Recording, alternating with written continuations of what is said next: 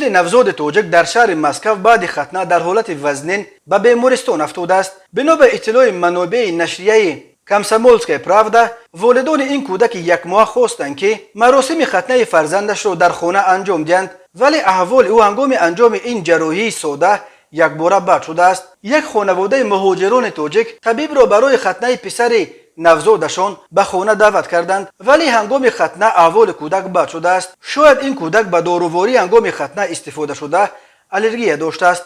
خبر دادن به خبرنگار کامسomolskaya pravda به گفته آنها رنگ و روی کودک یک باره کبود شد و او از نفس کشی مانده است. کودک را با یک عذاب به هوش آورده سپس به بیمارستان بردند. حالا طبیبان برای نجات جان او تلاش دارند. این کودک روز 19 مارس به دنیا آمده، تازه یک ماه میشد. مفتشان به تحقیق این قضیه پرداخته طبیب ختنه‌کن و پدر کودک را بازپرسی میکنند. آنها از جمله باید معاین کنند چرا والدان کودک ختنه فرزندش را در شرایط خانه انجام دادنی شدند. تفتیشات باید این را هم معلوم کند که آیا طبیب دعوت شده برای انجام چنین جراحی تخصص داشت یا نه. یولیا ایوانووا سخنگوی ریاست تفتیشات شهر مسکو به کامسomolskaya pravda گفت در رابطه با این حادثه سنجش ادامه داشته. مسئله کشادن پرونده در دست بررسی قرار دارد. کامسomolskaya pravda با تکیه به منابع خود خبر داده است که طبیب برای ختنه دعوت شده رحمت الله دادخدایف نام و 30 سال داشته در حقیقت در تاجیکستان در رشته جراحی تحصیل کرده است، ولی هنوز روشن نیست که آیا او حق فعالیت طبیبی و از جمله حق انجام جراحی های به مثل ختنه را داشت یا نه.